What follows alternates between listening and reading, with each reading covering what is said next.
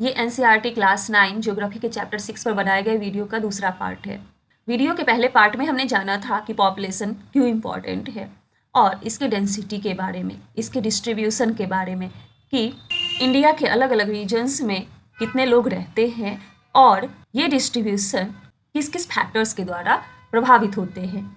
Video के इस part में हम स्टार्ट करते हैं population growth and process of population change. Population जो है ये एक डायनामिक फेनोमेनन है, यानी कि ये चेंज होते रहता है। इसका नंबर, डिस्ट्रीब्यूशन, कंपोजिशन ये कॉन्स्टेंटली चेंज हो रहा है और ये चेंजेज बर्थ्स, डेथ्स, माइग्रेशंस इन सब कारणों से हो रहा है। तो सबसे पहले जानते हैं पॉपुलेशन ग्रोथ के बारे में। पॉपुलेशन ग्रोथ का मतलब है किसी स्पेसिफिक पीरियड ऑफ टाइम, मान लीजिए 10 साल के दौरान किसी कंट्री या फिर किसी टेरिटरी में रहने वाले लोगों की संख्या में जो चेंजेज आते हैं इसे ग्रोथ ऑफ पॉपुलेशन कहा जाता है। इस तरह के चेंज को दो तरीके से एक्सप्रेस किया जा सकता है, in terms of absolute number और in terms of percentage change per year. यहाँ नीचे इन दोनों तरीकों को समझाया गया है। एब्सोल्यूट नंबर्स को हर साल जोड़ा जाता है या 10 सालों में जो इसकी वैल्यू आती है वही होता है इंक्रीज का मैग्नीट्यूड, यानी कि पॉपुलेशन में कितना इंक्रीमेंट हुआ है। एब्सोल्यूट नंबर्स को निकालते कैसे हैं? तो पहले का जो पॉपुलेशन होगा, मान लीजिए 2001 का, और बाद का पॉपुलेशन 2011 का जो पॉपुलेशन सेंसस हुआ रहेगा, इन दोनों सालों में जो वैल्यू आई रहेगी, जैसे कि इस टेबल में दिया हुआ है कि 2001 में 1028.7 मिलियन पॉपुलेशन था और 2011 में 1210.6 मिलियन पॉपुलेशन हो गया। तो इन दोनों को जब हम माइनस कर देंगे तो एब्सोल्यूट इंक्रीज आएगा, इसकी वैल्यू आएगी। अब यहाँ पर यह भी जानना इंपॉर्टेंट हो जाता है कि किस पेस के साथ, किस रेट के साथ पॉपुलेशन इंक्रीज हो रहा है। इसको निकाला जाता है परसेंट पर एनम के रूप में। That means a rate of increase of population per year, मतलब हर साल कितने परसेंट से पॉपुलेशन इंक्रीज हो रहा है या फिर डिक्रीज हो रहा है। अगर दिए हुए ईयर में 2% के रेट से पॉपुलेशन इंक्रीज हो रहा है तो इसका मतलब है कि बेस पॉपुलेशन में हर 100% पे 2% इंक्रीज हो रहे हैं। इसी को एनुअल ग्रोथ रेट के नाम से जाना जाता है। इस टेबल में दिखाया गया है कि इंडिया का पॉपुलेशन 1951 में 361 मिलियन था और 2011 में 1210.6 मिलियन हो गया। अब यहाँ पर आपसे पूछा जा रहा है कि इस टेबल में एनुअल ग्रोथ रेट जो है वो डिक्लाइन हुआ है, कम हुआ है, लेकिन हर डिकेड्स में, यानी कि हर 10 सालों में लोगों की संख्या जो ऐड हो रही है वो लगातार बढ़ रही है। ऐसा क्यों? इसको हम एक एग्जाम्पल के द्वारा समझते हैं। मान लीजिए किसी से आपने 100 रुपया लिया 1% के इंटरेस्ट रेट पे, तो जब आप रिटर्न करेंगे तो 100 रुपये पे 1 रुपया ही आपको देना पड़ेगा, यानी कि 101 रुपया मिला के देना होगा, ठीक है। लेकिन वहीं पर आपने अगर 10,000 रुपये लिए और उसका 1% देना पड़ा इंटरेस्ट के रूप में, तो आपको 100 रुपये देने पड़ेंगे इंटरेस्ट के रूप में। ठीक ऐसा ही यहाँ भी है। यहाँ पर एनुअल ग्रोथ रेट जो है वो 2001 में 1.97% दिखा रहा है, लेकिन पॉपुलेशन बेस देखिए कितना है, 1028.7 मिलियन। पॉपुलेशन साइज इतना बड़ा है, इसलिए 1.97% के रेट से भी अगर ग्रोथ होगा तो नंबर ऑफ पीपल जो हर 10 साल पे ऐड होंगे वो इंक्रीज होते रहेंगे। तो यहाँ पर पॉपुलेशन का साइज फैक्टर के रूप में काम कर रहा है। यहाँ पर यही कह रहे हैं कि इंडिया का पॉपुलेशन साइज काफ़ी ज़्यादा बड़ा है। जब एक लो एनुअल रेट बहुत बड़े पॉपुलेशन पे अप्लाई होता है तो एब्सोल्यूट इंक्रीज की वैल्यू जो होती है वो काफ़ी ज़्यादा होती है। इंडिया जैसे लार्ज पॉपुलेटेड कंट्री में लो एनुअल रेट होने के बावजूद भी हर साल बड़ी संख्या में लोग जुड़ते हैं। इसे हम एग्जाम्पल से समझते हैं। अगर लोगों की संख्या 100 है तो 1%, 100 का 1% हुआ, लेकिन 1.4 बिलियन का 1% जो है वो 14 मिलियन होता है। इसलिए इंक्रीजिंग रेट कम होने के बावजूद भी एब्सोल्यूट इंक्रीज जो है ये काफ़ी ज़्यादा बना रहता है। अब इंडिया के पॉपुलेशन में एनुअल इंक्रीज जो है वो इतना ज़्यादा होता है कि ये रिसोर्स एंडोमेंट और इन्वायरमेंट को कंजर्व करने के सारे एफर्ट्स को न्यूट्रलाइज कर देता है, क्योंकि ज़्यादा लोग हैं तो ज़्यादा फूड, वाटर और एनर्जी की ज़रूरत होती है, जिससे रिसोर्स एंडोमेंट पर प्रभाव पड़ता है और बढ़ती पॉपुलेशन के कारण लैंड ज़्यादा यूज होता है, वेस्टेज, पॉल्यूशन ये सब इंक्रीज होने लगते हैं, जिसके कारण इन्वायरमेंटल सस्टेनेबिलिटी को मेंटेन करना डिफिकल्ट हो जाता है। इंडिया में पॉपुलेशन के ग्रोथ रेट का जो डिक्लाइनिंग ट्रेंड दिख रहा है, यानी कि ग्रोथ रेट में जो गिरावट आ रही है, ये बर्थ कंट्रोल के प्रयासों को दर्शाता है, लेकिन इसके बावजूद टोटल पॉपुलेशन का बेस जो है ये अभी भी बढ़ रहा है और इसकी वजह से इंडिया 2023 में चाइना को पीछे छोड़कर वर्ल्ड का मोस्ट पॉपुलस कंट्री बन गया है। इस ग्राफ में यही दिखाया गया है 1901 से 2011 के बीच में कितना पॉपुलेशन ग्रो हुआ है।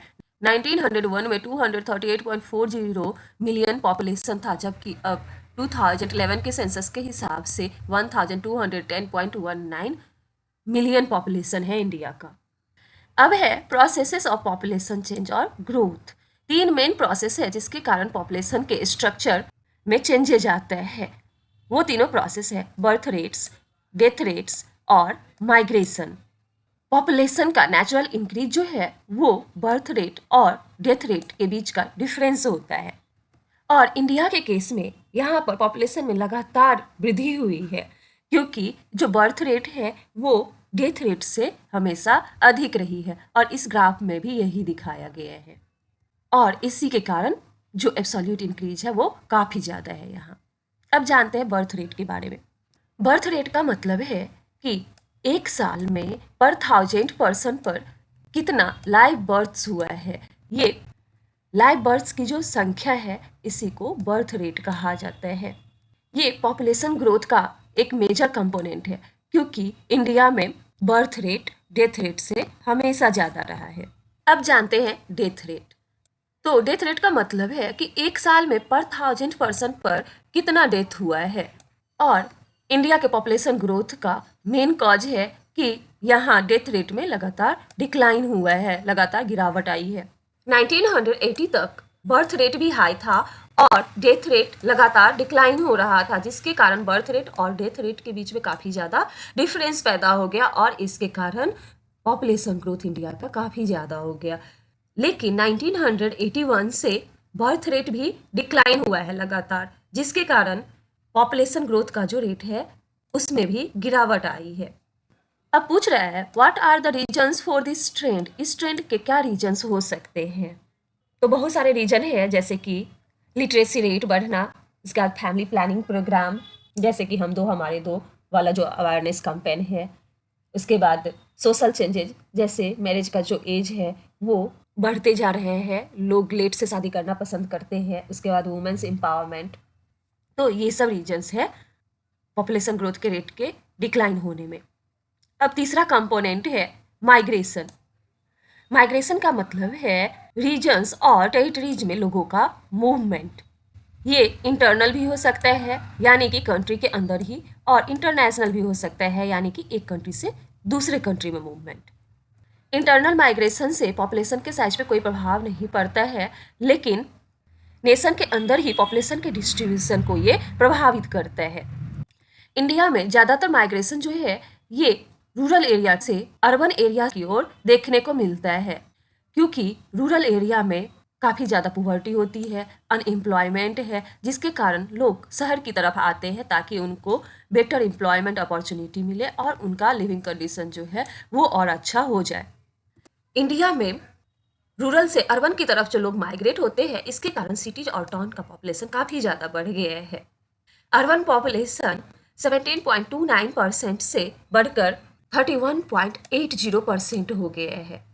अब है एडोलिसेंट पॉपुलेशन। एडोलिसेंट का मतलब होता है 10 से 19 साल के बीच का जो एज ग्रुप होता है, इस एज ग्रुप वाले लोगों को एडोलिसेंट कहा जाता है। इंडिया के पॉपुलेशन का 1/5 जो है वो एडोलिसेंट्स है। ये फ्यूचर के काफ़ी ज़्यादा इम्पॉर्टेंट रिसोर्स माने जाते हैं। इनको नॉर्मल चाइल्ड और एडल्ट से ज़्यादा न्यूट्रिशन की ज़रूरत होती है। अब इनके ज़रूरत के हिसाब से अगर न्यूट्रिशन नहीं मिले तो क्या हो जाएगा, डिफिशियंसी होगा और इनका ग्रोथ रुक जाएगा। और इंडिया में जो एडोलिसेंट्स के लिए डाइट अवेलेबल है वो सारे न्यूट्रिएंट्स नहीं देते हैं।